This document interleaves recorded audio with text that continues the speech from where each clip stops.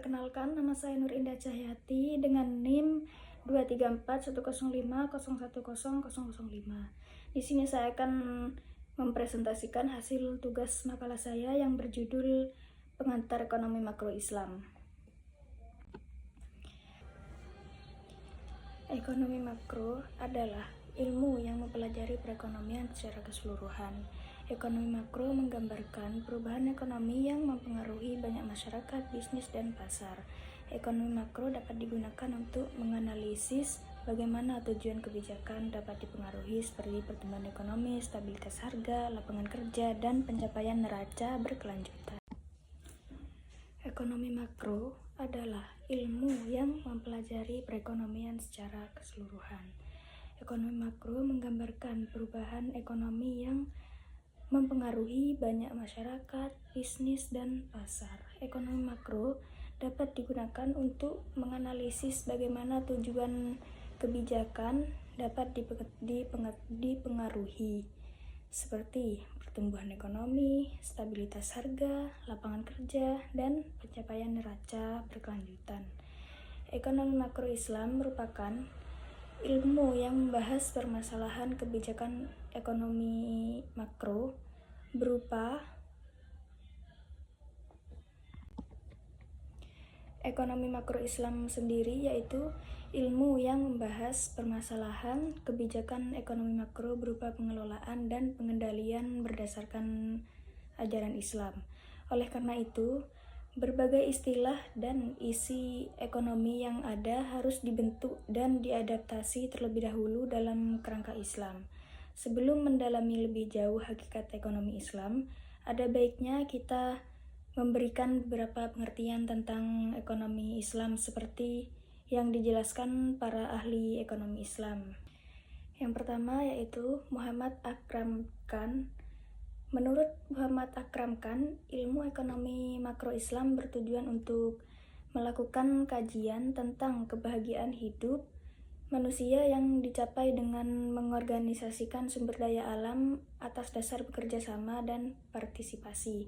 Yang kedua, Muhammad Abdul Manan. Menurut Muhammad Abdul Manan, ilmu ekonomi makro Islam adalah ilmu pengetahuan sosial yang mempelajari masalah-masalah ekonomi masyarakat yang diilhami oleh nilai-nilai Islam. Yang ketiga yaitu Muhammad Umar Chapra. Menurut Muhammad Umar Chapra, ekonomi makro Islam adalah sebuah pengetahuan yang membantu upaya realisasi kebahagiaan manusia melalui alokasi dan distribusi sumber daya yang terbatas dan berada dalam koridor yang mengacu pada pengajaran Islam tanpa memberikan kebebasan individu atau tanpa perilaku makroekonomi yang berkesinambungan dan tanpa keseimbangan lingkungan. Selanjutnya yaitu karakteristik ekonomi Islam. Ada beberapa hal yang mendorong perlunya mempelajari karakteristik ekonomi Islam. Yang pertama yaitu meluruskan kekeliruan pandangan yang menilai ekonomi kapitalis. Yang kedua yaitu membantu para ekonomi muslim yang telah berkecimpung dalam teori konvensional dalam memahami ekonomi makro Islam. Yang ketiga yaitu membantu para peminat studi fikih muamalah dalam melakukan studi perbandingan antara ekonomi Islam dengan ekonomi konvensional. Sedangkan sumber karakteristik ekonomi makro Islam adalah Islam itu sendiri yang meliputi 3 asas pokok. Ketiganya secara asasi dalam bersama mengatur teori ekonomi dalam Islam, yaitu asas akidah, akhlak, dan asas hukum. Selanjutnya yaitu perbedaan ekonomi makro Islam dan makro konvensional. Ekonomi makro Islam dan ekonomi konvensional mengadopsi pendekatan yang berbeda terhadap organisasi dan pengelolaan kegiatan ekonomi yang mencerminkan perbedaan mendasar dalam filosofi dan prinsip fundamentalnya. Dalam teori makro, kita menggolongkan orang-orang yang melakukan kegiatan ekonomi menjadi 5 kelompok besar. Yang pertama yaitu rumah tangga, yang kedua produsen, yang ketiga pemerintah, yang keempat lembaga keuangan, yang kelima negara-negara lain. Maksud kegiatan kelompok rumah tangga yaitu seperti membayar pajak kepada pemerintah, masuk dalam pasar uang sebagai peminta karena kebutuhan mereka akan uang tunai, misalnya seperti transaksi sehari-hari.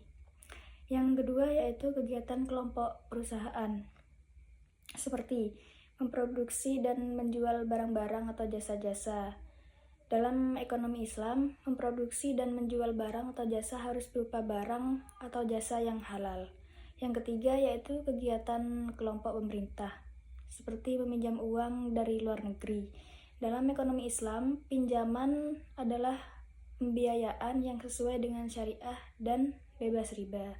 Yang keempat yaitu kegiatan kelompok negara lain atau ekspor-impor, menyediakan kebutuhan barang impor. Dalam ekonomi Islam, barang impor terikat dengan status kehalalannya.